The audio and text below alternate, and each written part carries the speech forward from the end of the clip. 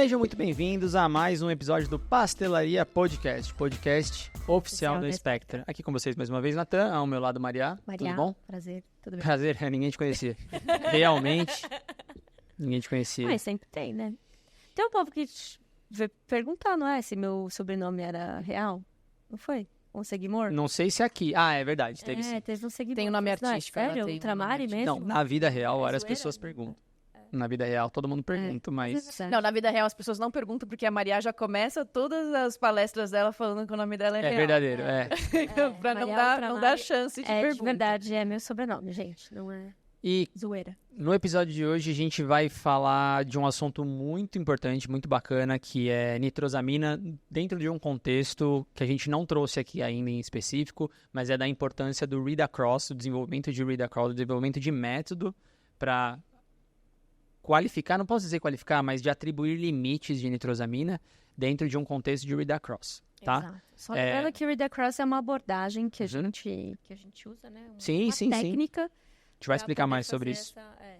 Exato. Então, hoje a gente está falando bastante sobre nitrosamina, sobre o CPCA. Então, se você que está ouvindo a gente não ouviu falar sobre isso, a gente vai explicar um pouquinho sobre isso. Mas aí fica muito restrito dentro do CPCA. Agora é só você saber o CPCA e tudo mais. Mas a gente não pode abandonar a estratégia de read across, porque ela pode te ajudar e muito. E a gente acredita que no futuro, talvez não agora, mas no futuro, vai ser muito importante você ter um read across bem feito para você atribuir isso principalmente para nitrosamina. Como vocês já... Você vai falar alguma coisa? Eu diria que não, só para nitrosamina. Ah, né? claro, com certeza, isso é verdade. Isso é algo que a gente já faz aqui bastante na nossa rotina e a gente utiliza para definição de limites De modo geral, né? de modo geral, quando a gente não tem estudos específicos sobre aquela molécula que a gente está trabalhando. Então, qualificação, o próprio PDE, né, o LABS, que a gente Também faz utiliza. bastante lá no contexto de contaminação cruzada, a gente também usa a técnica de read across. Exatamente.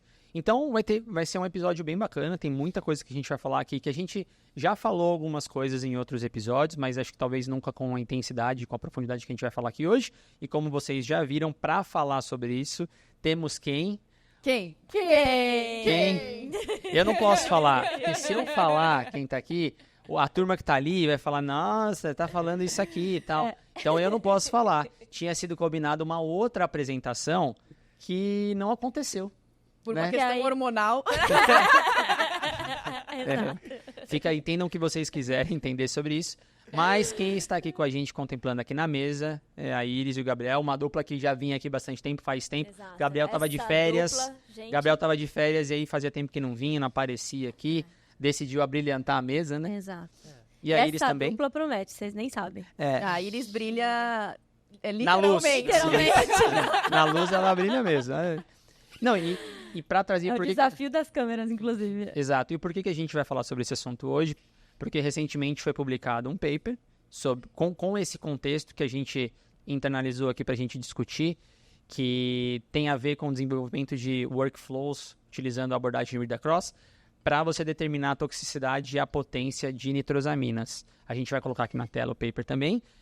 E aí a Iris trouxe uma ideia desse quadro, né? Que a gente já vem trazendo aqui para vocês a discussão do paper, mas agora a Iris Eu achava que era um react, né? quase. É um react de paper, né? Um react de paper, que agora o nosso react de paper tem Se transformou. um nome. Agora tem um nome. Que E acho o Tite provavelmente vai ter que fazer uma logozinha. Vou pedir para ele fazer alguma coisinha. Mas sim. vamos lá. E aí, qual que é o nome do nosso quadro aqui O agora? nosso novo quadro agora, novo que já não é novo, mas que agora tem um nome, é Hoje é Dia de Papear. Então, se você gostou, já deixa nos comentários. Que hoje é dia de PPR. Hoje é dia de PPA. E aí, hoje é dia de PPR, a gente vai trazer todo esse assunto que a gente falou como base para explicar o paper que tá aqui na sua tela. Provavelmente o Leandro já postou aqui para vocês. Mas lê o paper Vou ler. os ouvintes. Que é apenas. Developing and Validating Read Across Workflows that Enable Decision Making for Toxicity and Potency. Case Studies with N-nitrosamines. Cássia, obrigado pelo suporte com o inglês aqui. Gabriel vai fazer essa apresentação. Para quem não sabe, nossa professora de inglês, mãe do Gabriel. Maravilhosa. Aqui, certo? Você não estava esperando por A essa, gente hein? pode recomendá-la para os nossos ouvintes Vamos também. colocar aqui patrocínio, Cássia. Show de bola. De quando é esse paper? Esse paper é super recente, foi publicado agora no último mês, acho que foi em fevereiro, inclusive. Posso estar enganado se foi fevereiro ou janeiro, mas é desse ano, foi recente. 29 January. Então foi em janeiro, mas é super recente esse paper. Inclusive eles publicaram uns 2, 3 em sequência. Os caras estão rasgando inglês, né? Mas esse... Cássia! Cássia tá É o orgulho. Vamos botar uma fotinha dela na próxima. Tá? Mas antes da gente começar, então, explicando esses contextos todos, a dificuldade, os desafios de determinar limites para nitrosamina, o que é nitrosamina, o que é CPCA, como que se faz um read across, o que é um read across. Leandro, quais são os recados que a gente tem que começar o episódio, por favor? O primeiro, para de abrir a garrafinha no microfone. Tá bom, esse aqui já ficou Eu tentei aqui, Ele pega a garrafinha, ele pega e... Aí ele pega, fica bem e não dá pra tirar. Deixa aberto. Ou não, abre longe, deixa as pessoas vendo você abrir, mas ficou colocado no microfone. E depois vocês vão lá, todo mundo. ASMR. Aqui não é muito... Você pode ver que ninguém abre garrafinha na SMR, viu? Fica um barulho estridente. É igual passar garfo na mesa ou na louça. Então, se você não segue Parcelaria Podcast no YouTube, no Spotify, no LinkedIn, Instagram, é Expecta Soluções Científicas. Você vai lá, segue a gente, compartilha com seus amigos, amigas, com todo mundo, com a família. Divulga a palavra da ciência para todo mundo. E curta, compartilha, faz tudo bonitinho. Exatamente. Se você é Apple fã, vai no podcast da Apple e dá 5 estrelas, que é muito bom a gente ficar bem avaliado lá. E se você ouve pelo Spotify, também no Spotify você consegue dar 5 estrelas pra gente. Se for dar menos, não dê. 4, beleza. 4 você tolera. 3, não dê. 3 não Pode precisa. comentar também, né? Comenta que a gente responde tudo. No A gente Instagram. desencoraja você a dar 3 estrelas. Então, se você for dar, não dê. Nossa, a gente não é assim. Que imagem que a gente tá passando? Ninguém dá, na verdade, Pensa o 3 trabalho que a estrelas. pessoa vai ter pra dar 3 estrelas. É, Não vale a não. pena esse trabalho. Agora, 4 e 5 estrelas vale a pena esse trabalho. Verdade. Então, aproveita, se você gosta do conteúdo, gosta do que a gente faz, se inscreve lá no canal do YouTube, ativa o sininho, deixa o seu comentário, interage com a gente, pra gente saber se a gente tá no caminho certo ou se a gente não está.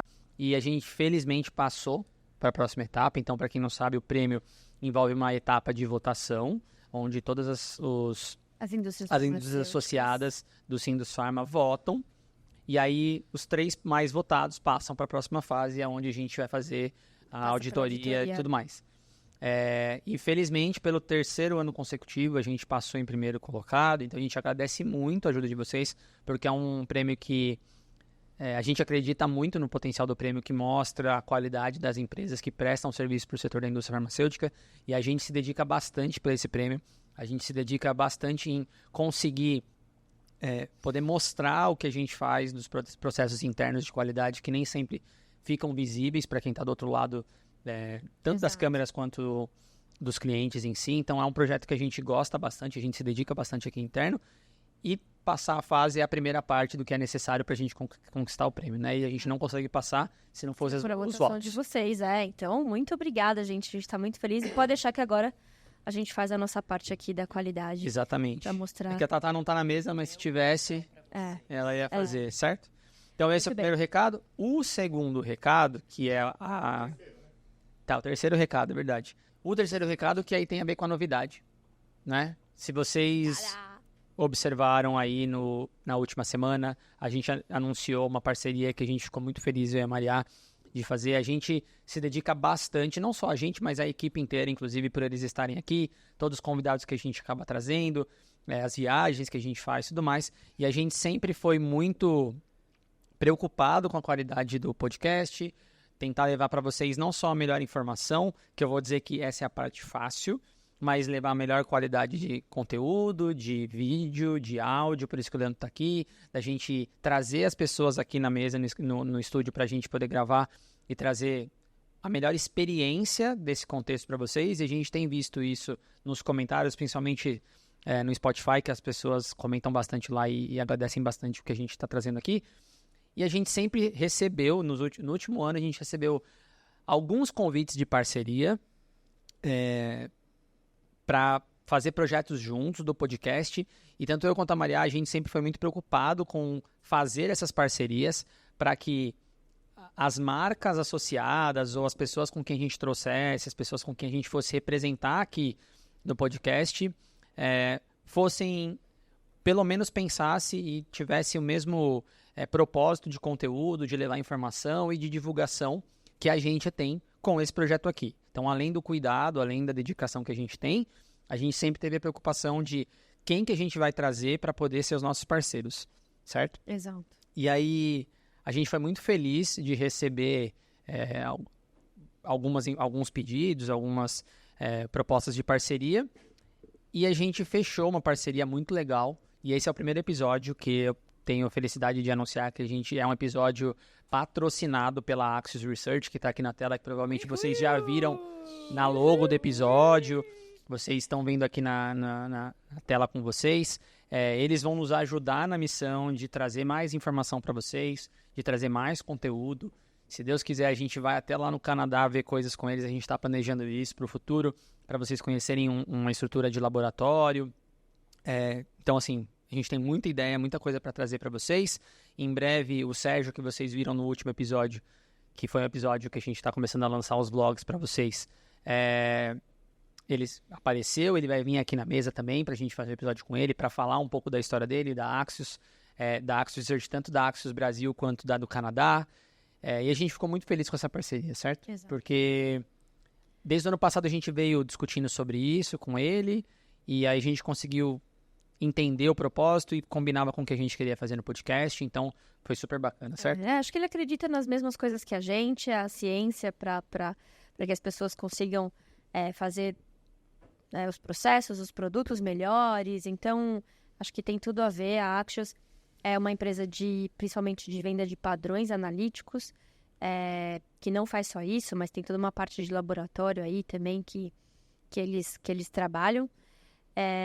Então, enfim, a gente teve bastante afinidade e ter o mesmo propósito ajuda muito a gente a ficar mais confortável para trazer os parceiros aqui e ajudar a gente a continuar esse projeto também, né? Exatamente. Então, a gente está super feliz com essa parceria. Sem contar o Sérgio mesmo, que daí a hora que vocês chegarem, vocês vão ver, assim, o cara é sensacional. Já viram, mas ele numa mesa aqui, ó. Já viram, mas ele sentado nessa mesa aqui, vocês vão ver só, vai ser demais. Então, a partir desse episódio, vocês vão ver muito mais coisas da Axios aqui. Eles vão nos ajudar a trazer pessoas, a trazer convidados, eles vão nos ajudar a trazer coisas de fora do Brasil para cá, para a gente discutir. E eu espero que vocês gostem do que a gente vai trazer, do que a gente está programando para isso, certo? Não esquece, se você é uma pessoa que trabalha com a Axios e quer um desconto, manda mensagem lá, que a gente está tentando negociar isso com ele, mas já pode começar a encher o saco do Sérgio. Sérgio, te vi lá, cupom tal, Spectra. Cupom Spectra 20, Cupom Spectra. pede 20% de desconto para ele na sua cotação, tá? Fica tranquilo que... Isso, vai no LinkedIn e já pá, tá bom? Então esse é o terceiro episódio. E Leandro, a última mensagem antes de a gente começar. Guias de filtro do cromatografando. Exatamente. O link está na descrição. Se você é uma pessoa que trabalha com cromatografia, HPLC... Área analítica. Aqui, ó, né? Eu tenho um plano dia 24, 25 e 26. Vai ter a live gratuita do Miller. Exatamente. Para fazer aquele aulão sobre o HPLC. De HPLC, prática exatamente. e definitivo. Então você vai lá no YouTube do Cromatografando, um liveão. Dia 24, 25, 26 de março de 2024, porque isso aqui é temporal. Exatamente. Então vocês vão lá, além do guia de filtros, vocês vão ter 3 aulas maravilhindas com o Miller sobre cromatografia. Dia 24, 25 e 26 de março. Então, se você é da área analítica, não se esquece, vai aqui no link, baixa o guia para vocês, 100% gratuito. Tenho certeza que vai agregar bastante conhecimento para vocês ali no dia a dia da prática. E aqui também no link vai ter, aqui também na descrição do episódio, vai ter o link para vocês do curso HPLC Prático e Definitivo, que eles vão fazer as lives, certo? Então, recados dados. Vamos papear. Vamos papear. Aí ele estava esperando para poder falar isso. Eu vou entrar. Antes de você ir embora, esse papear vem fazer um trocadilho com papear? Claro. Exato. Louco, bicho. Vocês são muito Você científicos. tentou traduzir a piada para as pessoas. É que vocês são muito científicos. Eu tô traduzindo pra mim, na verdade. Eu fiquei, será que foi isso? Não, é isso mesmo. É que, na verdade, não veio assim, não foi um processo criativo, não. Foi eu lendo mesmo e li errado. Foi bem criativo. Mas isso é um processo criativo? Permitir realmente, né, que a imaginação flua e que as informações venham assim, Existe a de forma equação da natural. confusão, isso é um processo criativo? Tchau. Claro. Obrigado, Leandro. O acaso favorece as mentes preparadas.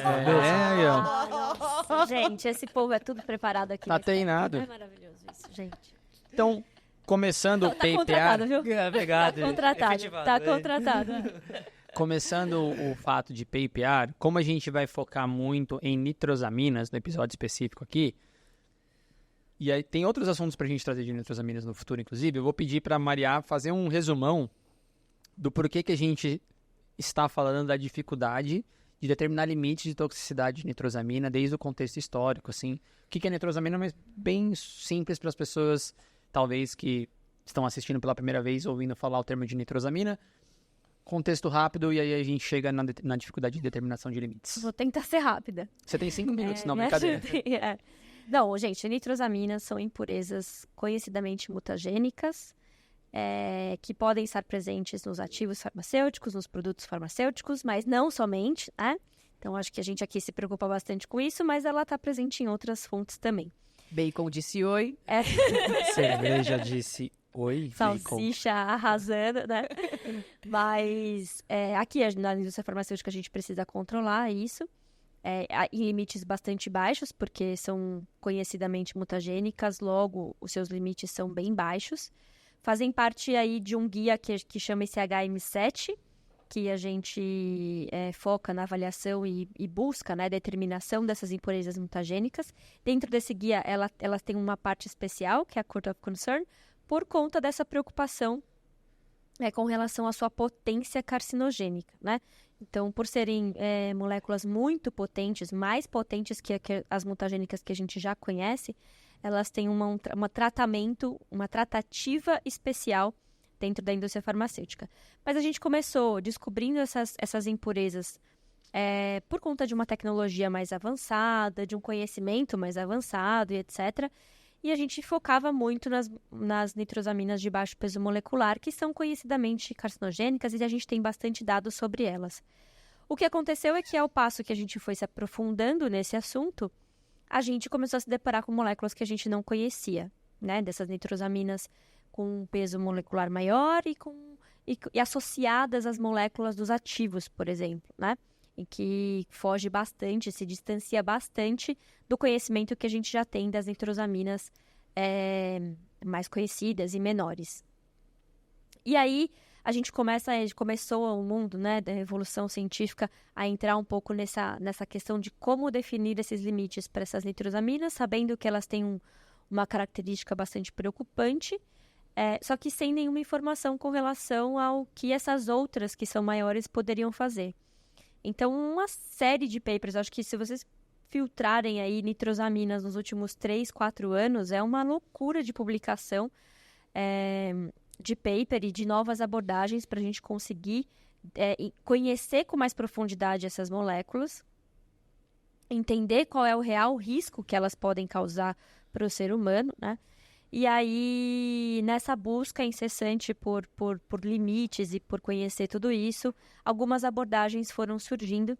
Então, de agrupamentos de moléculas conhecidas, com valores de limites que a gente pode extrapolar de uma molécula para outra, e assim por diante, até no final do ano passado, a EMA, né, a agência da Europa, publicar uma abordagem chamada CPCA, que nada mais é do que um cálculo baseado em características estruturais das moléculas para entender o quão perigosas elas são, né? E aí, mediante esse cálculo, a gente consegue classificar essas impurezas de acordo com 5 diferentes classes, e essas 5 diferentes classes possuem 5 diferentes limites para serem controlados, né? Então, acho que hoje o que a gente tem atualmente nesse episódio é o CPCA, que é uma forma da gente conseguir definir esses limites para efetivamente fazer o controle dessas substâncias quando presentes nos produtos. Mas a gente sabe que a gente parece estar aí no meio do caminho, né? Porque a gente ainda precisa construir bastante conhecimento de moléculas que não são conhecidas. Enquanto isso não acontece, outras abordagens vão aparecendo. E o read-across, que é o que a gente vai falar hoje, vem ganhando bastante destaque para que a gente consiga, com mais propriedade, até mesmo fugindo de um padrão CPCA, conseguir atribuir valores mais razoáveis para moléculas que a gente conhece, pelo menos uma parte delas aí. Eu ia dizer que, às vezes, o CPCA a gente entende que foi determinado, o EMA e o FDA já aceitam, e aí que acabou o problema, porque agora todo mundo sabe como deve fazer, como determinar o limite, você determina com base no CPCA, e aí a gente tem duas questões que a gente vive discutindo aqui. A primeira, e é mais simples, você sabe interpretar toda a sua estrutura química para garantir que você entende em que classe ela vai cair. Esse é o primeiro desafio. E o segundo aonde ela caiu na determinação, ela de fato representa o risco, né? Faz sentido? Porque o que a gente tem visto e o que tem acontecido o tempo inteiro é que as agências acabam mudando os limites. Então, recentemente, a duloxetina, que estava numa classificação específica, mudou, ganhou um limite interino. Inclusive, foi dito a primeira molécula que foi determinada, por exemplo, em concentração no produto. Então, as mudanças estão acontecendo com certa frequência. E aí fica o desafio. Como você determina o limite? Como você determina a toxicidade? Quão potente é a sua estrutura ou não é? E o read-across, de fato, acho que a melhor abordagem para você determinar isso, teórica. Claro, né? Que aí, obviamente, poderia fazer os testes. Sem contar os testes in vitro e in vivo. Que, inclusive, é uma das justificativas do porquê existe o read-across. A gente vai falar sobre isso também. Mas, e aí é isso. O CPCA, a gente entende que ele resolve, mas talvez ele não resolva tanto. Inclusive, já deixa nos comentários se vocês quiserem que a gente traga um vídeo explicando especificamente CPCA e o porquê que existe essas outras abordagens que já são descritas na literatura que confrontam um pouco esses limites. Por que talvez um limite deveria ser utilizado que não é o limite do CPCA, mas considerando outros fatores você poderia aumentar ou diminuir, dependendo do que a gente está pensando. É claro que a gente sempre quer aumentar, mas não necessariamente deveria aumentar. E eu acho que uma coisa importante falar sobre o CPCA é que ele considera toda a nitrosamina como realmente potencialmente carcinogênica, né? Então, olhou a estrutura de uma nitrosamina, o CPCA vai estabelecer um limite entre 18 até 1.500 nanogramas. Só que nem sempre uma nitrosamina, ela tem o seu potencial carcinogênico realmente positivo. Então, Exato. Existir novas abordagens para definir realmente qual que é o potencial carcinogênico de uma nitrosamina é importante para a gente conseguir mapear o risco de uma forma real, né? Então, se aquela nitrosamina presente no seu produto, ela é mesmo uma preocupação toxicológica? O CPCA diria que sim, mas se a gente tem outra abordagem... E se tiver uma outra abordagem, você pode trabalhar ela em outras formas. Você não precisa mais seguir, por exemplo, o CHM7 da vida, você poderia... Sim. Mas, enfim... só concluindo o que você falou, desculpa que eu te cortei. Não, eu acho que a gente resumiu. Resumiu? Então tá bom. Não, essa sua colocação é perfeita, porque é isso, é olhar para a nitrosamina e sempre julgar que ela é carcinogênica, só que não necessariamente. Tá? Então, tirar um pouco desse peso que estão dando as nitrosaminas todas, né? Porque elas são diferentes entre si e a gente precisa separar quem é preocupante e quem não é, até para focar nas buscas e garantir a segurança dos produtos. Não, e aí, dentro desse contexto, como você determinaria, uma das abordagens seria o read-across. E aí eu vou passar a bola para vocês, vamos ver se vocês realmente estudaram, olha lá. Mas tá com o Gabigol, aí é Gabigol. Gabigol. Mata no peito, ajeita. E corre lá na frente, mas você tem que buscar a bola. Não, você toca pra mim, eu só pulo. Não, é tentar explicar de modo simples o que é o read-across. Pra gente começar a discutir sobre eles, o conceito, o porquê. A gente não vai entrar, talvez, no detalhe mais profundo possível, porque não é a estratégia do episódio, mas a ideia é a gente tentar passar de modo lúdico o que é o que é o read-across e como que poderia ser usado para depois a gente entrar no case do paper. Sim. Bom, o read-across, de maneira geral, ele é um método, né, que você pode utilizar para prever características químicas de compostos, né, que você está querendo estudar, usando ele como base a busca de outros compostos que são similares a eles. Então, você pode utilizar várias características físico-químicas para se basear nessa comparação de similaridade. E também você pode utilizar outras características relacionadas à estrutura dos compostos que você está comparando. E aí é importante para você fazer essa análise, porque muitas vezes você não tem realmente o dado específico, o dado toxicológico, o desfecho toxicológico específico de uma determinada molécula, e você pode buscar uma certa comparação, uma alternativa baseada em outras moléculas que já existem um estudo detalhado. E aí, nesse caso, economizaria tempo, dinheiro e também evitaria testes em animais, que está sendo supervisado hoje em dia. Não, e eu acho que aproveitando esse gancho que o Gabriel falou, de modo geral e bem simplista, o read across nada mais é do que você prever uma informação para a sua molécula, ou seja, a sua molécula de interesse, com base nas informações de um grupo de moléculas ou uma molécula específica. Então, a intenção do read across é você retirar ou ter algum tipo de conhecimento daquele grupo e trazer essa informação para dentro da sua realidade, ou seja, para a molécula que você está trabalhando. E o porquê? Porque geralmente essa molécula não tem informação, ela é uma molécula nova, que nunca ninguém trabalhou, que não existem estudos por ela, ou até existem estudos, mas não aqueles que você quer. E aí, para evitar o que a Maria falou, inclusive no começo do episódio aqui que a gente falou, o melhor teste seria fazer estudos em animais ou celulares e tudo mais, vai dar muito trabalho, vai ter gasto de tempo, custo, e às vezes não é viável, né? E às vezes não é viável. Isso é quando a gente fala de impurezas, inclusive, a gente discute muito aqui, sintetizar padrão e tudo mais. Então, mas se você precisar de padrão se você precisar de padrão, fala Hectors. Mas é isso. Vai dar muito trabalho para você sintetizar em grandes quantidades, e aí, portanto, você poderia usar uma abordagem alternativa, que seria o read across. E aí, com certeza, ele vai ser muito mais caro, é muito menos caro, muito mais rápido, e aí você consegue fazer esse tipo de coisa. O ponto é, como que se faz um read across? Né? Qual é o fluxo? Porque cada um faz de um jeito, certo? Sim. E aí eu vou passar a bola para... Essa é a pergunta de milhão, né? E aí eu passo a bola para Iris. E a resposta é... Depende. Eu adoro essa resposta. Todas as anteriores. Então é isso, né? O read across, em um grande resumo, realmente seria encontrar alguma molécula que é semelhante à sua molécula de interesse e que tem a sua toxicidade desconhecida, aquela toxicidade que você quer estimar. E não só toxicidade, né? Porque também até efeito biológico, pode ser. Terapêutico também entra nessa parada, né? Então, qualquer efeito.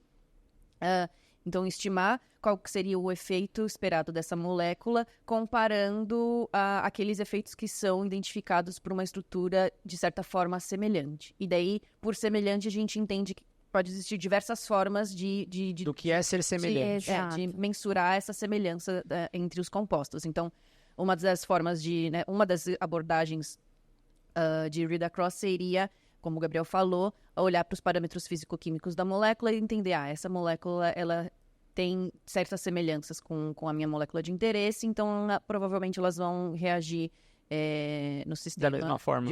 Da mesma forma. Outra possibilidade, por exemplo, seria olhar para o metabolismo, né? Vamos supor que a molécula que causa a toxicidade, na verdade, não é ela que causa a toxicidade, é o metabólito desse composto que vai desencadear qualquer efeito que seja.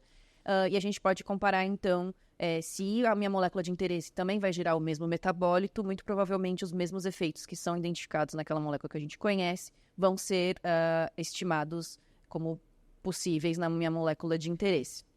E, além disso, também tem sobre as características estruturais da molécula mesmo, né? Em que a gente entende que, por existir uma correlação entre a estrutura do composto e a sua atividade, seja ela terapêutica ou de algum efeito adverso, entendendo que, por compartilhar semelhanças estruturais, pode ser, então, que a minha molécula de interesse, em que eu desconheço o meu potencial...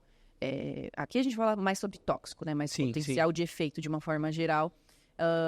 pode ser estimado, então, a gente supõe que ele vai interagir com o alvo de uma forma semelhante, portanto, vai desencadear os mesmos efeitos. Então, tem, na teoria, essas três grandes abordagens, né? Que, então, é de similaridade estrutural de uma forma, na palavra mesmo, de ser semelhante estruturalmente, de ter as mesmas características físico-químicas e também de compartilhar, de certa forma, metabolismo, que na verdade metabolismo também a gente entende que está meio que no meio termo entre característica físico-química também e é que o metabolismo, não só, desculpa eu te cortar, mas uma outra classe que eu gosto sempre de falar, que eu acho que na verdade é um tier acima desses também, que a gente sempre olha aqui, é qual a classe terapêutica, o mecanismo de ação dessa molécula que a gente está trabalhando, porque aí tem a ver com o metabolismo, né? Porque não é só isso, mas se o mecanismo é o mesmo, se essas moléculas são parecidas ou elas tendem a ter, não necessariamente tem, né? Porque quando a gente pensa, talvez, num grupo de molécula X e a gente vai pegar a nossa, eu posso estar pegando fragmentos. E aí os fragmentos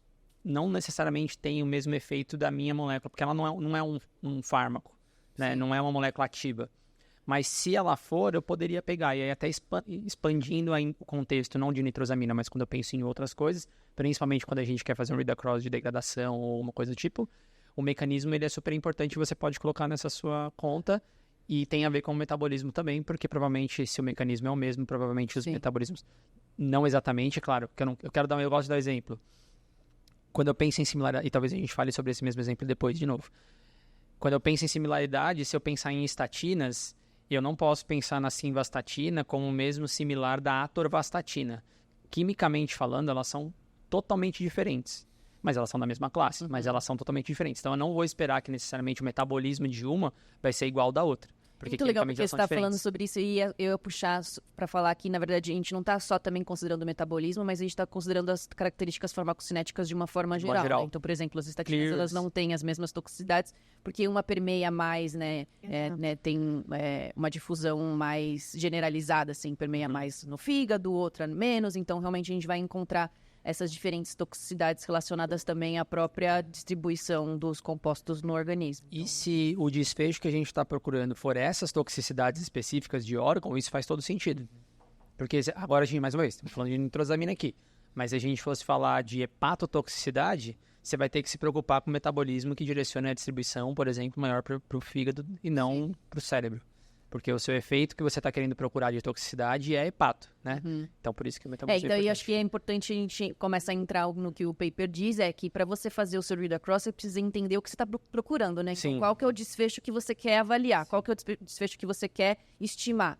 Qual que é a toxicidade, né, no caso? Então, aqui de nitrosamina, a gente está falando de potencial carcinogênico, mas se a gente for, enfim, falar sobre qualquer outro composto, a gente está procurando qualquer que seja a característica, a gente tem que ter, né, bem claro o que a gente está buscando para entender realmente quais são aquelas moléculas que vão ser mais apropriadas para serem utilizadas como estratégia de read-across. Concordo. Acho que é justamente essa diversidade de parâmetros que tem, né, para fazer um read-across, que é a dificuldade desafio, de esse fazer o read-across. Exatamente. Então... E que, inclusive, quando você faz o read-across, você tem que explicar muito bem o porquê e como você fez, porque as agências que nos regulam, é elas que vão ler e vão interpretar e dizer se está coerente ou se não está. Sim, advogados farmacêuticos. Exato.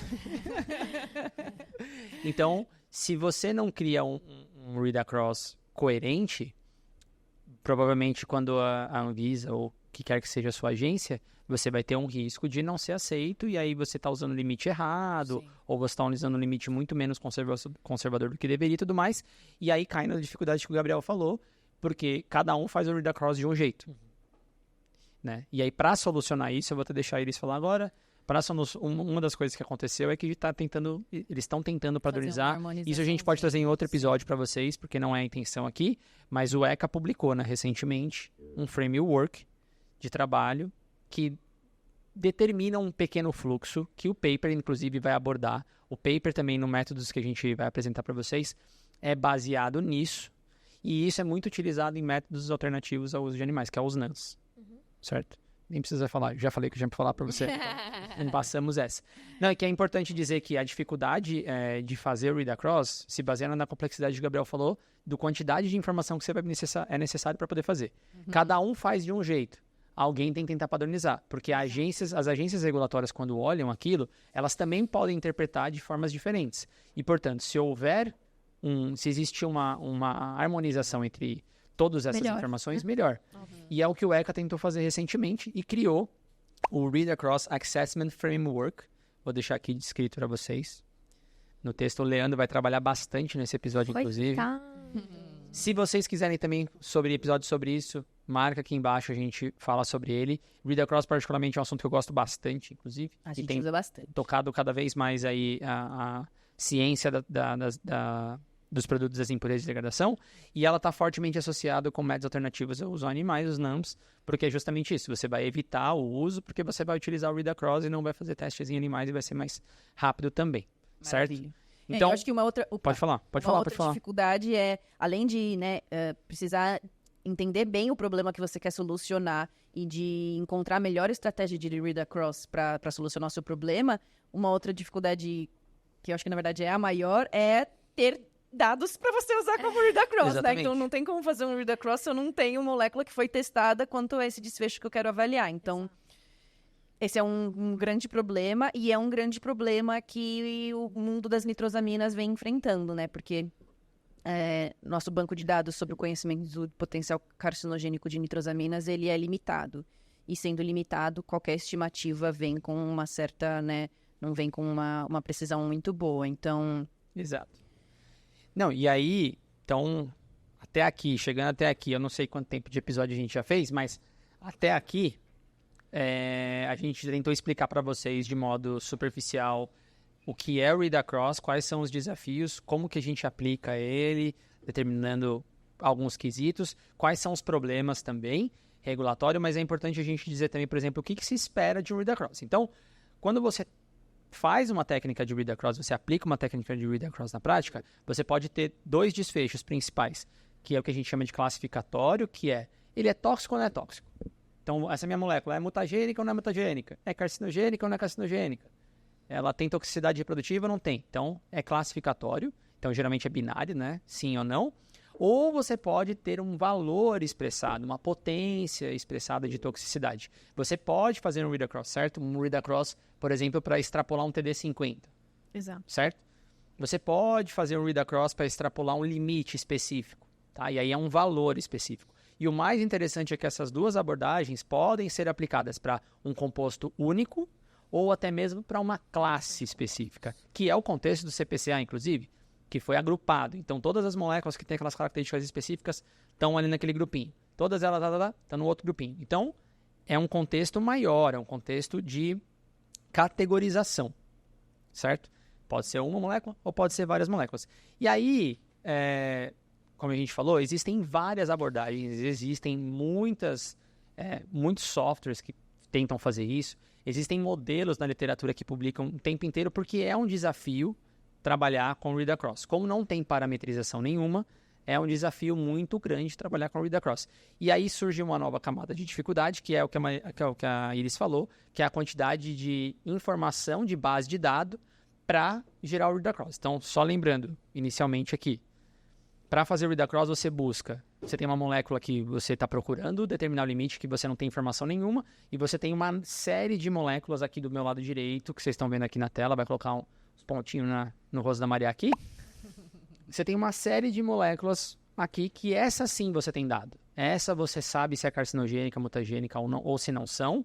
Tem experimentos que foram realizados, em alguns casos tem TD50 dessas moléculas, então você tem informação, e é a partir dessas informações que você vai fazer essa análise para trazer para a sua. Só que se você não tem informação aqui, ferrou, dificulta. E as nitrosaminas, a gente começou a estudar nitrosamina há quanto tempo, assim, sociedade? Há muito tempo. Mas para o contexto da indústria farmacêutica agora, que veio essa 2018. 2018, é. Então é muito pouco tempo. Se a gente conhece as pequenas, né? As pequenas há muito tempo, mas as grandes... mas a gente conhece elas pequenas, acho que não preocupando com a presença dela em produtos farmacêuticos. Não, ela começou... Eu sei que elas existem. Mas no mundo farmacêutico desde 2018. Não, e aí se a gente for pensar assim, estritamente falando de moléculas que a gente não conhecia, por exemplo, a vareniclina foi a primeira molécula de um derivado de IFA que foi encontrada em produto e foi retirada do mercado e teve recall. Acho que foi em 2000 e... Agora me pegou, se é 20 ou 21. Acho que é 21. E ela foi a primeira, por exemplo. Se a gente fosse pegar para fazer o estudo de carcino, por exemplo, e fazer toda a batelada de experimento nela, não sei se ficaria pronto até hoje. Então ia demorar. Isso é um problema. Então, a técnica de Read Across, ela é super importante dentro do contexto de nitrosamina. Inclusive para essa tomada de decisão de retirada. Saúde pública, né? Sim. Assim, a agência também precisa tomar uma decisão em cima de um movimento, assim, ó. Então, essa molécula está presente, ela tem o potencial de ser tóxica, né? Ou causar câncer, alguma coisa nesse sentido. Então, vamos ter que tirar do mercado, né?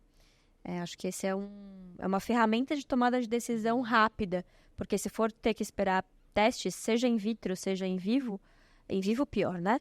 Mas in vitro também leva-se bastante tempo.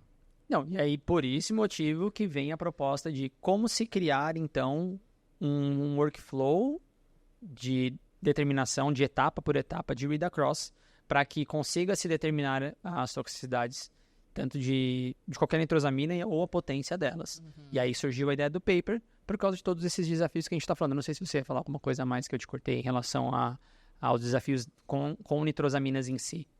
Não, eu acho que a gente tá alinhado. Tá alinhado. Que bom, hein? Então, a gente vai agora, assim, nós tentamos aqui fazer uma introdução para vocês entenderem o porquê da necessidade desse paper, dessa publicação.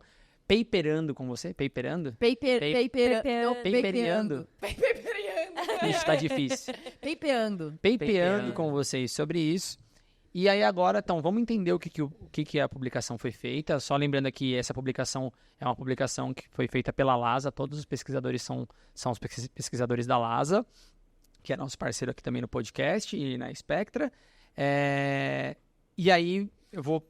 Agora, a parte importante é a gente entender o que eles fizeram, para a gente entender como que a gente pode utilizar essas informações e tudo mais. E aí vocês vão observar que a gente vai começar a colocar vários contextos específicos e vários recortes aqui, porque, até adiantando, eles fizeram um protótipo de um software nesse paper. Então, eles estão apresentando um protótipo aqui pra gente de uma... Como é que eu posso dizer? É um protótipo de um software mesmo, tá? Uhum. De read-across, com base num workflow que foi construído com as premissas do ECA, beleza? E que foi aplicado para determinar o risco carcinogênico de nitrosamina. Só que o software, acho que a ideia dele, na verdade, não é só nitrosamina. Exatamente. A ideia, e vocês vão ver o quão complexo é pela quantidade de informações, como o Gabriel falou. Gabriel, começa dizendo então dos métodos aí, para as pessoas entenderem mais ou menos. Partiu de quantas moléculas, quais bases de dados foram utilizados, como é que foi o contexto todo? Então, dando um resumão mais ou menos, eles utilizaram 3 bancos de dados, o CAPTIS, e aí eles implementaram no CAPTIS os bancos de dados do Vitic e da própria LASA também. Faz uma pausa. O que é o CAPTIS? O CAPTIS é a ferramenta da LASA de AOPs. O que é AOP? Adverse Outcome Pathways. Isso, a gente vai explicar mais pra frente. Não sei o que você queria falar agora já. Não, é só a gente entender um pouco melhor os mecanismos de toxicidade, etapa a etapa. Toda a sinalização celular e o mecanismo, né? Então, bem profundo. Bem profundo. E isso está relacionado, né, ao desfecho que a gente quer avaliar. Né? Então, só lembrar...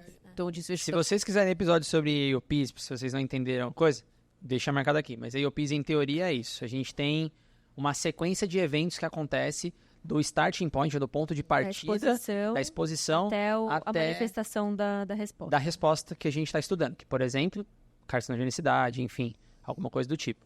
E aí tem várias coisas que acontecem em nível celular aqui. E aí tem que se mapear isso para a gente entender o que vai acontecer. E provavelmente essas várias coisas que acontecem estão relacionadas com as características estruturais da molécula, exatamente, com as características ou do metabólito, ou com as características físico-químicas também, né? Exatamente. Então, se você quer saber mais sobre isso, que você quer saber mais informação sobre AOPs... Nossa, a gente vai sair cheio de episódios. Coloca mas a gente precisa mesmo.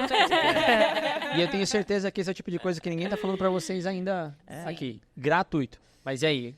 Eles estão usando o CAPTIS, e dentro do CAPTIS eles inseriram Vitic e o banco de dados da LASA. Carcinogenic Database. Que é o online, certo? Gratuito. Todo mundo tem acesso. Isso é gratuito. Esse é gratuito, então você também tem acesso. Se você quer saber se o composto é carcinogênico, joga lá. Aqui na tela, ó, se você quiser. Leandro vai trabalhar bastante.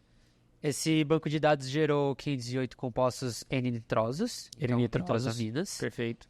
E todas elas tinham ou atividade carcinogênica ou a potência estimada. Tá bom. Só que aí... Potência, quando ele tá falando, é TD50, tá, gente? Então já tem TD50 determinado lá, que pode ser o Gold TD50 ou o LASA TD50. Vai lá. E aí eles aplicaram um filtro que resultou em 494 nitrosaminas, das quais 418 positivas e 76 negativas. E aí um parênteses para definir o que foi definido como positivo e negativo aqui. O que foi definido como positivo e negativo, foi Gabriel? Definido como positivo, qualquer resultado positivo em um teste de mutagenicidade. E negativo é apenas resultados negativos e não pode ter nenhum resultado positivo. Se tiver um resultado positivo, já vai automaticamente pro positivo. E dentro dos resultados negativos, ainda assim, para ser considerado um resultado forte, tem que estar preenchendo as determinadas cepas de significância. Um número mínimo de cepas e as cepas mais representativas. Né? Isso. E que inclusive segue os próprios guias que hoje já tem de nitrosaminas do EMA e tudo mais. Eu acho que aqui tem que, não sei se a gente falou disso, talvez, só reforçando, que existe uma dependência entre o potencial mutagênico do composto e o potencial carcinogênico dele, né? Então, se um composto ele apresenta potencial mutagênico, existe uma grande possibilidade dele ser carcinogênico também. Então, nesses dados todos que o Gabriel falou, a gente está considerando nitrosaminas que têm só a mutagenicidade avaliada ou tem, além da mutagenicidade avaliada, também o estudo de carcinogenicidade. Então, tem esses dois desfechos, que na verdade nem sempre essa relação de dependência ela acontece na prática, né? A gente entende que se realmente é um composto positivo em Ames, né, que é o teste que avalia principalmente a mutagenicidade, existe uma grande chance dele ser carcinogênico, mas... Pergunta vocês acham que todo composto que é Ames positivo é carcinogênico? Deixa nos comentários, porque a gente pode trazer uma explicação de um paper só disso. É exercício, né? Não, porque tem publicação, inclusive, validando estatisticamente a resposta para esta pergunta, que eu não vou dizer. Mas, eu acho que nisso tem um grande problema também, que é por conta do estudo de carcinogenicidade demorar mais tempo para ser realizado, dentre todos esses compostos que apresentam algum indício, né, de mutagenicidade ou de carcinogenicidade por consequência, poucos deles apresentam dados de TD50, e a maioria, então, fala só em relação ao potencial mutagênico.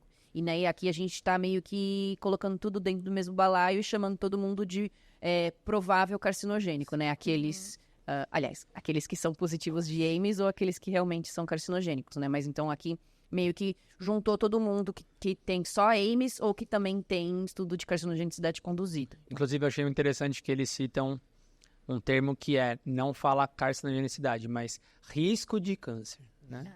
E aí eles não entraram no detalhe, eles não entraram na discussão do carcinogenicidade. Mas é risco porque é isso que você está falando, né? Não, e é exatamente por isso, porque não é uma relação direta e porque não dá para você atribuir 100% de certeza que a gente está falando aí. Até mesmo um composto que é positivo para câncer em alguma espécie animal pode não ser para humano também, né? Então, não significa também ter TD50 que significa que ele vai ser carcinogênico para humano. Claro, inclusive, não significa que na sua análise de read-across, se você analisar, a gente vai falar sobre isso, se você analisar, tem esse tipo de análise e você determinou a informação e extrapolou diretamente um tipo de neoplasia que só acontece em animal e não acontece em humano, e você determinou esse read-across, cuidado, você foi muito conservador.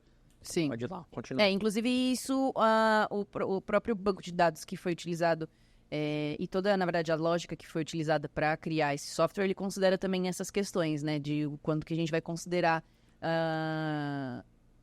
como relevante um composto que ele é carcinogênico por alguma via que não acontece em humanos, por exemplo. Então, tem esse alerta mesmo, que tem que ficar esperto em relação a essa questão. Pode ser que realmente a gente não esteja, enfim, a gente esteja sendo conservador demais. Né? Siga, Gabriel, e aí? Essa foi a primeira parte. Os compostos que forem avaliados com relação a nitrosaminas vão ser referentes a esses 494 nitrosaminas que foram filtradas. E aí, só como um último adendo, eles ainda aplicaram um novo filtro, que é um subset, onde todos os resultados que só continham teste de Ames foram removidos. Eles foram removidos desse subset, e aí resultou em 250 compostos, dos quais 201 eram positivos e 49 negativos. Perfeito. Então, esse é o banco de dados. Exato. De molécula. E aí agora começa a parte de tem a questão informação. Do metabolismo também, você quer falar? Não, mas a do metabolismo não é a outra etapa das predições já? Mas tudo bem, pode falar. Tem uma metodologia, então faz parte do banco de dados. Porque, como a gente falou, uma das possibilidades de existir um read-across...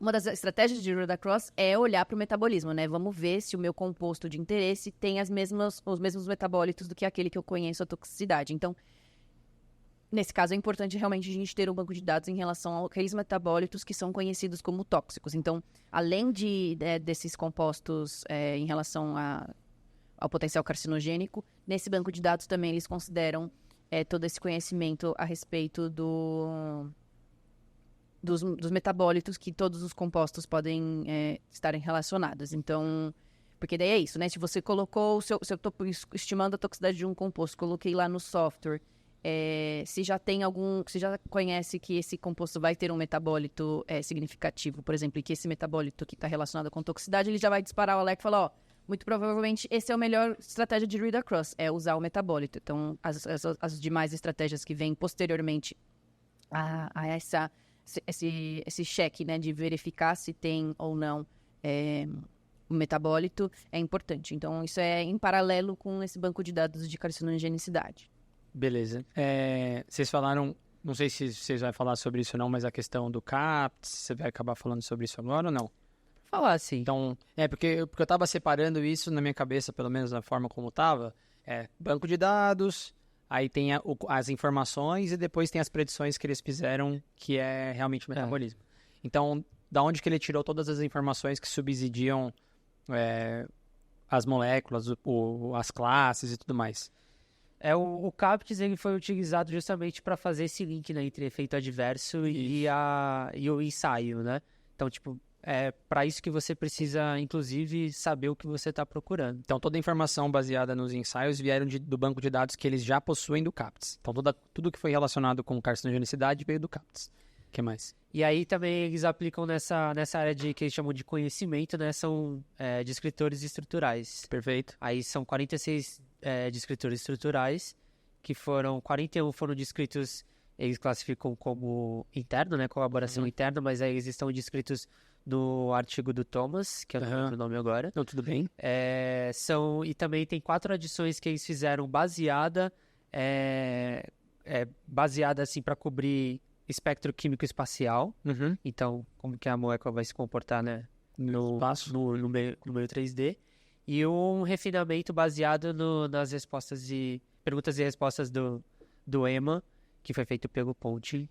Então, aí somando tudo isso, dá 46 escritores. E o que eles estão querendo dizer com isso é todas aquelas regras que estão contempladas no CPCA, mas não somente o que está no CPCA, porque o CPCA tem coisas mais limitadas. Então, eles criaram uma série de padrões estruturais para reconhecer as moléculas, para conseguir ranquear onde elas estariam e com qual risco elas estariam lá, certo? E, por fim, tem mais uma última coisa de informação, que é do Derek, que eles utilizaram, porque como eles falaram no começo, né, do que a gente está falando aqui, isso talvez não necessariamente seria aplicado somente, porque como é um protótipo que eles criaram, mas o workflow ele existe, isso pode ser aplicado para qualquer tipo de molécula. E aí o Derek, você quer falar do Derek? O que é o Derek para as pessoas ou não?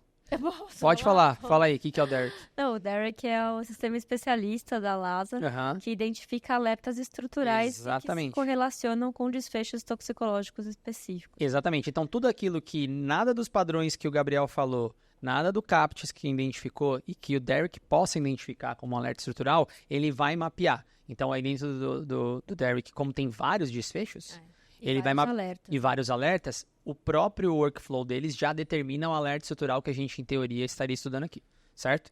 Então, aí, juntando tudo isso, essas questões que o Gabriel falou agora, a parte de metabolismo que a Iris mencionou e a parte do banco de dados como um todo, eles criaram um workflow, certo? Certo. E aí, o workflow vai estar provavelmente aqui na tela para vocês verem. E aí, eu vou pedir para a Iris falar, porque esse workflow tem tudo a ver com o workflow que o ECA construiu para ser... Eles estão tentando harmonizar e padronizar da mesma forma, certo? Certo. Então, vai lá. Então, maravilha. Então, primeiro de tudo, a gente precisa saber qual que é o composto que a gente quer estimar a toxicidade e qual é a toxicidade que a gente quer estimar do composto. Acho que sem isso... Esse é o padrão, né? Acho que é importante a gente conhecer, ter realmente essa questão a ser resolvida. Então, quem é o composto de interesse e qual que é a toxicidade que a gente quer estimar para esse composto de interesse. Passo número 1. Bom, daí como passo número 2... Eles procuram se a molécula que você está procurando tem dado ou não. Porque pode ser de você colocar uma molécula lá e aí essa molécula de fato... parecido com nada, né? É, mas também pode ser que a molécula já tenha no dado. Então não preciso fazer um read across e uso o dado dela mesma. Exatamente. Aí você tem que entender o fluxo, se segue pro lado de sim ou se segue pro lado de não. Então, eles podem filtrar, né, os compostos que têm o mesmo toxicóforo. Ó, eu que fiquei com essa palavra. Olha, o Gabriel torcendo pra não ter que falar. Mandei mensagem, é assim que se fala? E por toxicóforo a gente entende realmente que é a fração da molécula que está relacionado com aquele desfecho que a gente está avaliando. E nesse caso, mais uma vez, a gente está falando sobre mutagenicidade, carcinogenicidade e nitrosamínas. Então, por toxicóforo a gente entende que é o grupo nitroso mesmo na estrutura e com todas aquelas características estruturais que cercam o grupo nitroso e as suas dependências que essas... as modificações moleculares em volta desse grupo estão relacionadas com o potencial carcinogênico ou não. Essa etapa de filtração de compostos, você precisa inserir, né, o seu endpoint, porque isso é altamente necessário, porque é isso que vai ditar a busca, né? O sentido, todo o sentido da read across. Então, tem a opção de você não colocar e colocar de uma maneira mais geral, mas aí a sua pesquisa também vai ficar de uma maneira... Não, e na verdade, assim, esquece que necessariamente tem a opção, porque eles colocaram, mas se você pensar como um read across, é isso. Você tem que ir com o endpoint. Você tem que pensar no endpoint para você pensar na técnica que você vai fazer. E é por isso que é tão complexo, que é o que o Gabriel já falou. Tem tanta... que aí ele também tinha falado no começo a questão do metabolismo. Se você tiver que pensar num mecanismo de ação, você vai ter que entender o endpoint específico para você saber o que você está escolhendo, né? Então, correto. Continua. Então, aí nessa etapa também aplica-se, né, o conhecimento do Derek e da Sarah. Então, eles mostram os alertas preditos, né, para identificar os possíveis desfechos. Que aí você já vai ter uma noção, né, do que você pode utilizar como o seu próprio alerta endpoint. Exatamente. Qual que é o grupo que você tem que procurar similaridade. Isso. E aí, por fim, é isso. Ele só coloca, né, falando que é importante você inserir esses dados corretos para que a sua pesquisa seja feita, né, de maneira coerente com o que você está buscando. Tá. Essa é a primeira etapa, que é o filtro. Isso. E depois? Aí a segunda etapa é a categoria de potência. Então você filtrou, já selecionou. Bom, lembrando que antes você fez... Verifiquei se não tem dado. Se não tem, então passa para o read across. Filtrou dentro do que você deveria fazer, considerando o alerta. Os relacionados O que, Gabriel? Qual que é o que tem que falar? Toxicóforos. Isso, exatamente. Aí você passa para a segunda parte, que é a categoria de potência. E aí? Isso. Quando a gente está falando de nitrosamina, né? Claro. Nitrosamina. Então, a nitrosamina, ela vai... As categorias, né, de potência da nitrosamina vai estar justamente relacionada ao artigo do Cross e do Pointing, o CPCA, e eles vão ser, como a Maria já explicou no início das nitrosaminas, vão ser 5 classificações e vão ser estabelecidos 4 limites para essas 5 classificações. Perfeito. Beleza? E só deixar um pouquinho claro, eu acho que... Bom, tem gente que pode não saber, mas essas classificações vão ser feitas baseadas, né, nas estruturas que rodeiam o seu toxicóforo. Então, os vizinhos, né? Os vizinhos, exatamente. Os grupos, os átomos, os grupos moleculares adjacentes do toxicóforo. E só lembrando aqui que nessa hora, o modo como eles analisam é que é muito diferente, é bem interessante. Eles usam um diagrama de Venn para poder encontrar, porque uma mesma molécula pode cair em categorias diferentes. Exato. Então, uma molécula pode cair numa categoria X, mas essa categoria existe uma outra categoria que ela também se enquadra. E aí, para quem não sabe, o diagrama de Venn tem a ver com as interseções. Então, são setores... Deixa eu botar a imagem aqui, vocês vão entender. Então, como eles mostram em diagrama de Venn, você consegue entender exatamente em qual categoria ou qual união de categorias a sua molécula se encaixa, certo? Certo, as moléculas do banco de dados. Né? É isso, a molécula que você está analisando, né? Quer dizer, não é o seu alvo, Aquelas que você está procurando para poder fazer o read-across. Mas a gente faz a comparação com as categorias que a nossa molécula-alvo se enquadra. Então, porque a gente entende, né, que essas categorias que vão ditar qual que é o limite da nitrosamina e, portanto, o seu potencial carcinogênico, elas estão relacionadas com características ativantes e desativantes dessa potência. Então, quanto que realmente essa nitrosamina, depender das características estruturais que estão presentes nela, vão relacionar com o aumento ou a diminuição da potência carcinogênica. Então, você vai olhar para a estrutura e, a depender de todas desses grupos que você tem que avaliar, você consegue entender, já ter meio que uma ideia de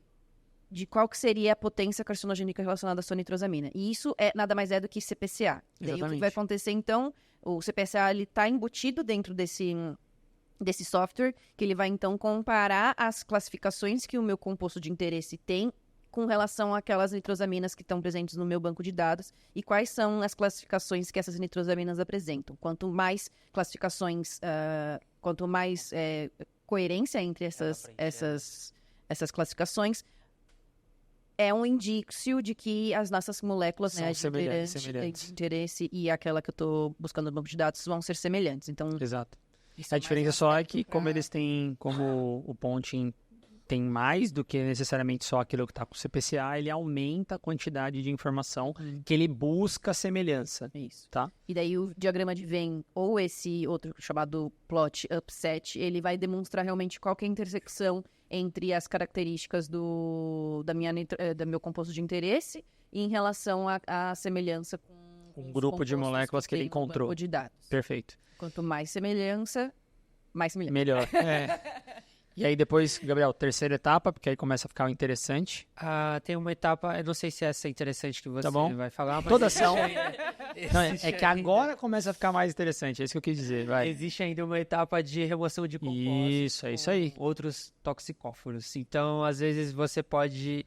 O software pode te dar análogos que vão ter o mesmo desfecho que você está buscando, mas eles vão ser por outro mecanismo, ou seja, através de outro toxicóforo. Então, ele não vai ser representativo para o seu read-across. Exatamente. E aí você pode fazer a exclusão desses compostos. Porque o endpoint provavelmente seria outro e está vinculado com uma outra parte da estrutura molecular. Isso então, é cara de um expert review. Exatamente. Então, você olha ali e você fala, mas o alerta que está falando dessa molécula aqui não tem nada a ver com o mecanismo, no exemplo aqui de nitrosamina, bioativação do hidrogênio alfa. Então, eu não vou utilizar esse alerta, só eu posso excluir essa molécula porque não faz diferença para mim. Né?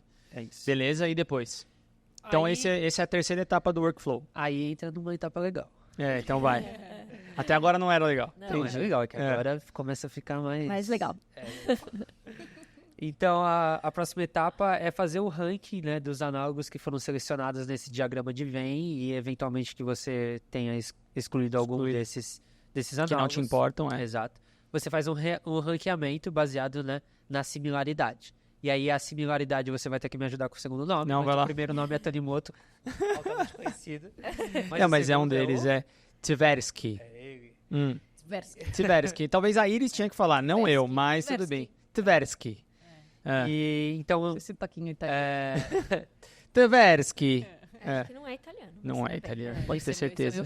Esse é parça da Iris. De maneira resumida, antes de você setar se você quer um Tanimoto ou um Tversky da vida, você vai, obviamente, destacar quem é o seu toxicóforo e quais são, até quantas ligações você quer ao lado do grupo que você está utilizando como toxicóforo para ser utilizado no índice de similaridade. Perfeito. Então, aí, não sei ao certo se existe um limite de ligações. Não Eu existe. acho que você põe o que você quiser, mas... O que você acha representativo, né? Principalmente para uma nitrosamina. Né? Então, e eu acho que no caso da nitrosamina ele coloca 5, porque tem aquela classificação do CPCA que olha para os 5 átomos visíveis. Isso, correto. Se os meus 2 ligantes do meu grupo nitroso, eles têm uma sequência de 5 átomos, ele entra numa classificação do CPCA. Então, acho que o 5 para a nitrosamina pelo menos, seria né? Sim. Não, mas eu queria dizer aqui nesse ponto, que aí, assim, é muito importante a gente falar sobre similaridade. Vai ser bem rápido, eu não vou estender muito. Que aí o paper discute, mas é importante a gente trazer, talvez, para um outro contexto aqui, que é você entender o que eles falam de similaridade local com similaridade global de molécula. A gente já falou isso em outros episódios, sobre que tipo de similaridade você usa e tudo mais, e inclusive eu já falei aqui que, dependendo do endpoint que você está falando, não faz sentido usar similaridades, por exemplo, global, ou seja, da molécula inteira comparativamente à outra. Tem bastante discussão disso na literatura. Se vocês forem pegar modelos classificatórios, cada literatura ou cada publicação utiliza uma forma diferente, um índice de similaridade diferente. Então, aqui tem o Tversky e o Tanimoto, que são distâncias, de modo geral, euclidianas, mas assim, por que você... Aí você tem que entender, quando que eu uso um, quando que eu uso o outro. Na realidade, dá para fazer várias formas, mas uma coisa que é importante para um contexto de nitrosamina a similaridade local talvez faça mais sentido do que uma similaridade global. E por que isso acontece? A gente também já falou aqui em outros episódios. Porque a toxicidade da nitrosamina está vinculada principalmente com o processo de bioativação por CYPs. Então, não, e aí tem a ver com o que o Gabriel também falou um pouco antes. Não faz sentido a gente buscar similaridades globais de moléculas. Eu saber quem que é mais ou menos parecido. O que importa talvez é a região. Então não tem limitação, por exemplo, se a gente vai buscar 5 ou 6 átomos. Você pode buscar 10, você pode buscar 12, você pode buscar 15. Desde que você coloque o parâmetro que você julgar. E ainda assim, essa é a importância de ter uma pessoa expert mexendo no que está sendo acontecendo no workflow aqui. Até que ponto, porque tem que pensar, quanto mais átomo e mais distância você buscar, provavelmente o software vai te dar menos informação, porque você está procurando mais parecido ainda. Sim. E aí pode ser que tenha menos dado. Então talvez você tenha que ser menos criterioso ou mais criterioso. Mas o importante é dizer que você tem que entender o porquê que você tem que fazer uma busca de similaridade local e quando você tem que fazer uma busca de similaridade global. A gente recebe bastante questionamento até dos clientes, a gente já recebeu perguntas sobre isso, sobre a importância do Tanimoto, quando usa Tanimoto, se o Tanimoto é aceito, se não é aceito, se a indústria farmacêutica costuma fazer, se é outro índice, se a Anvisa reconhece. Desde que você entenda para que você está aplicando cada índice, e dentro do contexto que a gente está falando aqui, por exemplo, aqui é similaridade local. Pô, mas faz sentido eu fazer uma global? Talvez não. Então você tem... Mas a local é mais fraca? Para nitrosamina, não. E aí qual que é o índice? Qual que é o fingerprint que eu vou usar? Qual que é o tipo? Então, assim, muito específico, a gente não precisa entrar nesses detalhes, mas é só para dizer que é importante você ter uma análise crítica do que você está fazendo, né? Na base, né? Está dentro do que eles estão explicando aqui e que eles estão aplicando uma similaridade local. E o porquê seria nesse contexto todo que eu estou explicando aqui agora. Pode seguir, Gabriel. Depois que, então, eles fazem a similaridade e eles escolhem a distância, o que mais? Aí vai ter o ranqueamento. Isso, perfeito. E aí? Aí a gente vai ranquear de acordo com o índice de similaridade de Tanimoto ou Tversky. E aí nós vamos ter os nossos análogos... mais ou menos parecidos. Ele faz um top 5, se eu não me engano. Top 5 análogos mais representativos / similares. Uhum. E aí nós vamos para a comparação de perfil metabólico. Só um adendo. Nessa hora, é a hora que a maior parte das pessoas fala assim, já fiz meu read across. Porque você já achou. E aí que eu acho que é legal da estratégia deles agora construindo esse workflow. Eles vão colocar camadas em cima disso agora da preocupação. Que tem a ver com o que o Gabriel vai falar agora, que é... comparação do perfil metabólico. Comparação do perfil metabólico. Então, assim, não basta só estruturalmente você ser similar. Você tem que ver o mecanismo, você tem que ver o metabolismo e tal. E isso eu achei muito, muito inteligente, assim. Falta você ver esse tipo de conexão dentro de read across de modo geral, né? Então, a comparação do perfil metabólico, aí tem uma... Não é desvantagem, mas tem uma limitação que precisa ter o dado, né, de perfil metabólico. Ele até faz uma predição para o composto que você está buscando, mas ele só faz essa predição se realmente tiver um dado concreto, né, para se basear uma predição metabólica do composto que você está buscando fazer o read across. E só lembrando que eles usam o Meteor, que eles também têm esse modelo e esse software. A LASA tem o software que utiliza algumas estratégias para prever a farmacocinética. Então, a partir disso, eles conseguem determinar e prever em casos que você não tem. O metabólico, mas também como depuração. Isso. Vários parâmetros, né? Outros parâmetros físico-químicos. Tá. E aí é interessante porque justamente é nessa etapa que você vai olhar e falar, bom, a minha molécula, em teoria, vai metabolizar, porque você vai colocar ela no modelo para prever o metabolismo dela, e ela vai metabolizar parecido com das 5 que eu elegi, X, Y, Z. Então, vamos supor que só 3 delas façam o mesmo tipo de metabólito ou de ativação que a nitrosamina que a gente está procurando. Então, significa que as 3 que eu estou analisando aqui, elas talvez seriam uma das opções das melhores opções para eu poder fazer meu read across. O que mais, Gabriel? E aí, depois passando essa etapa de metabolismo, vai para o desfecho final, que é considerar, né, os dados toxicológicos dos análogos que foram buscados. Então, depois que faz toda a seleção dos análogos e toda essa análise deles, é dado em um formato de tabela, os análogos ranqueados de acordo com similaridade e todos os outros parâmetros que são avaliados. Então, nessa tabela também demonstra se há dados de TD50 dos análogos, se há dados de Ames e os outros demais parâmetros físico-químicos. E aí, a partir daí, você consegue fazer o desfecho, que é feito em 3 níveis. 3 níveis. Vai falando, eu não sei. Em 3 níveis. Entendi, já sei o que você falou. Vai. Se é potência alta, né? Potência alta, se ela é intermediária ou baixa. Isso. E aí essas 3 potências vão se traduzir em potência. Baseada no CPCA, né? Isso. Mas com talvez uma faixa maior, assim, de... E aí ali a faixa mínima em TD50 se representaria um intervalo de 18 a 150 nanogramas, certo? E aí o intermediário de 150 a 1500 e o que não teria nenhum tipo de atividade seria acima de 1500, né? E aí ele correlaciona. Só ficaria no intermediário se realmente ele não ficar em nenhuma das categorias das pontas. Das pontas. Tanto o mais baixo quanto o mais alto. E aí se tá em um desses dois, ele automaticamente está no intermediário. Só uma coisa que a gente acabou não falando nesse workflow deles, e até para fazer a revisão do workflow em específico, então você coloca, você tem uma molécula-alvo, você tenta analisar se você tem dados ou não. Se você tiver, você vai trabalhar com os dados que ela já tem. Senão, você começa a fazer o read across de fato. E aí você filtra, a princípio, por alertas estruturais, que você está identificando que está relacionado com o seu endpoint. A partir desse grupo de moléculas, você filtra por se selecionar uma dentro de categorias específicas, que a gente até falou pelo próprio diagrama de Venn. Você vê qual que se adapta melhor aos seus compostos. Você pode retirar aquelas moléculas que foram dadas para você e que não tem o toxicóforo específico relacionado ao seu endpoint. Depois você ranqueia com similaridade, analisa o perfil metabólico e depois avalia, por fim, todos os dados toxicológicos ou de toxicidade dessas moléculas que foram entregues para você, que partiu daquele banco específico, que tinham muitas moléculas, e aí você chega a uma conclusão. Mas a gente não falou, por exemplo, que outras características ele também analisa, eles estão analisando.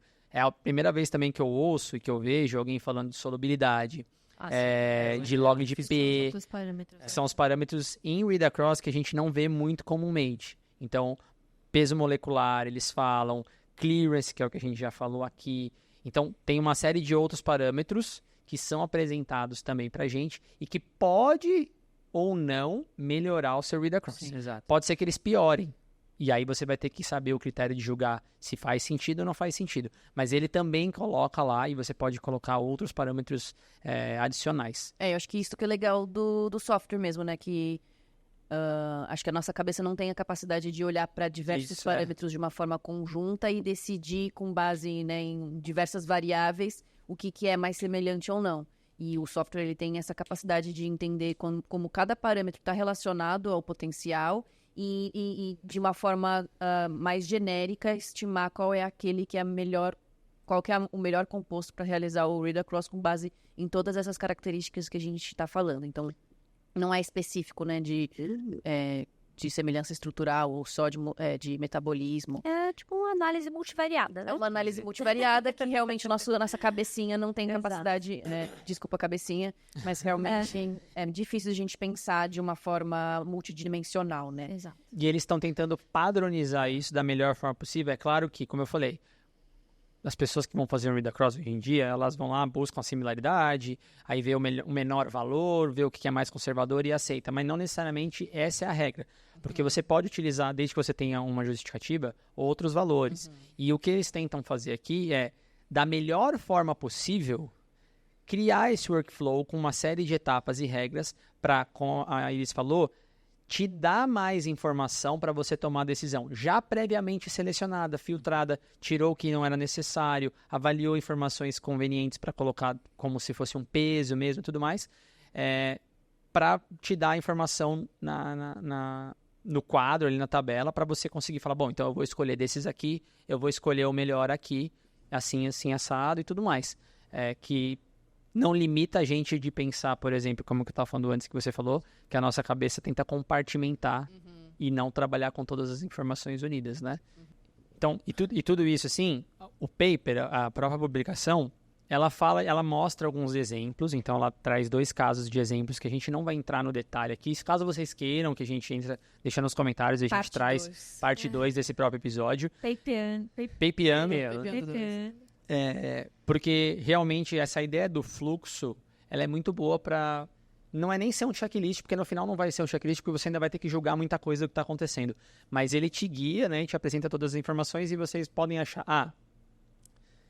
é meio óbvio nitrosamina, mas não é. Não é óbvio. Se vocês olharem os cases, vocês vão ver que tem várias moléculas. Inclusive, fazendo uma propaganda aqui, já aproveitando que a gente não pensou nisso, mas aproveitando o momento, parte do que está aqui no paper foi a apresentação do David Pontin no evento da Anvisa do ano passado, que vai acontecer de novo esse ano. Provavelmente vocês já devem ter visto algumas coisas em maio. Simpósio da LASA lá em Brasília. A gente... Se vocês não viram, a gente vai começar a divulgar também em breve, mas já está disponível para você se inscrever. Então, se você vai participar, não se esquece de se inscrever lá também no episódio, no evento. Então... no episódio também. No episódio também, Mas é que tem grande parte de quem assistiu lá vai entender e vai identificar porque tem também. Então, tem exemplos aqui, inclusive da vareniclina e da losartana, certo? Valsartana, exato, desculpa. E... no final, eles ainda propõem um processo de validação para provar que o método de workflow e o método que eles estão construindo, o modelo que eles estão construindo de identificação, é capaz de prever tanto a classificação, em dizer que, de fato, ele tem carcinogenicidade, ou mutagenicidade positiva e negativa, e tentar classificar o TD50, tentar determinar a potência das moléculas, e aí ele justifica como que eles fazem isso e tudo mais.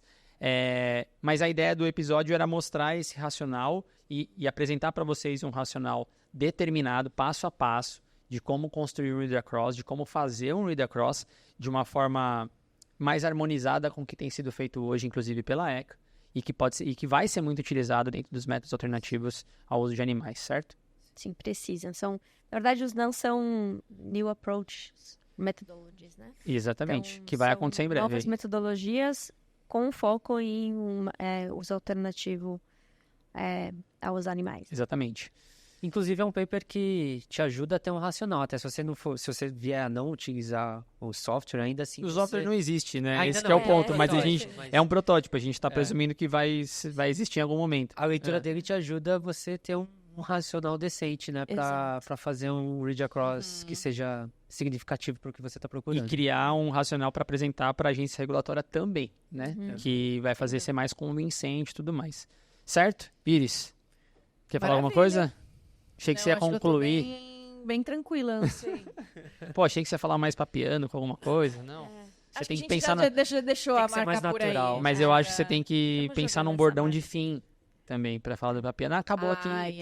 Mas você vai pensar em trabalhar nisso no futuro. Beleza. Então, galera, não se esqueça, se inscreve no canal, ativa o sininho, deixa seus comentários lá no Instagram. Interage com a gente pra gente saber se a gente tá trazendo conteúdo que é relevante para vocês ou não. No Spotify é a mesma coisa. Se inscreve lá, ativa o sininho, acompanha a gente. As redes sociais, você quer falar das redes sociais agora? Spectra Soluções Científicas, Instagram, LinkedIn e Facebook, se você é de Facebook. E Pastelaria Podcast, YouTube, Spotify e todas as plataformas de áudio. Exatamente. Mais uma vez, a gente agradece muito a vocês que votaram lá no Prêmio de Qualidade Sindusfarma. Foi muito importante, a gente está muito feliz. Agora a gente vai se esforçar bastante, como a gente sempre fez ultimamente, para poder chegar e conseguir defender o nosso título lá e conseguir conquistar o terceiro título, se Deus quiser e tudo mais. Tricampeonato. Se você é a pessoa que precisa trabalhar com padrões analíticos, síntese de padrão, felizmente os nossos parceiros aqui, nosso patrocinador, a Axios Research. Patrocina amor. Patrocina amor, é uma boa. Então a gente é muito... Não se esqueça. Vai lá. Inclusive, Axios tem a mesma cor, verdinha da Spectra. Né? Então, corre lá, entra no site, tem o contato para vocês, entra lá em contato com o Sérgio, manda mensagem, cobre o seu cupom de desconto, quem sabe a gente consegue. Spectra 20. Spectra 20, exatamente. Mas também agradecer, né? Agradecer o Sérgio, agradecer a Axios. Beijo, Sérgio. Serginho em breve vai estar aqui com a gente, então vocês vão ver muito mais a gente falando da Axios por aí. E não se esqueça também dos nossos parceiros Cromatografando, o guia, ou o link para o acesso do download gratuito do guia de filtros, tá na descrição do episódio. E tem aulão, né? Tem aulão em breve aí, em março. Leandro, 23 a 25? 24, 25, 26 de março. 24, 25, 26 de março. 24. HPLC prático preparativo. Não, prático e definitivo. Prático e definitivo. Link tá na descrição. Preparativo. Prático e preparativo. Vou falar de novo. Vou falar de novo. 24, 25 e 26 de março. Link tá na descrição. Curso do HPLC prático e definitivo. Muito bem. Certo? Então, para você, confere lá e aproveita. E então, finalizando, como o Pasteur dizia, o que o Pasteur dizia, Iris? Que o acaso favoreça as mentes preparadas e que esse episódio tenha sido o acaso que você estava precisando. Exatamente. Nossa, gente. E eu tô treinando para não vir mais, gente, e ela vai assumir, hein? Os dois aqui vão assumir. Os dois aqui, ó. Exato. Tá bom? Na figura da Maria e do Natan, como eles queriam. Você tá dando spoiler do próximo episódio. Quem sabe? Fica a dica. Peçam aí pra eles substituírem. Se vocês quiserem outros hosters, aqui, ó, já pode colocar no comentário também. Exato. Tá bom? Lindíssimo. Certo? Certíssimo. Então, até o próximo episódio. Tchau!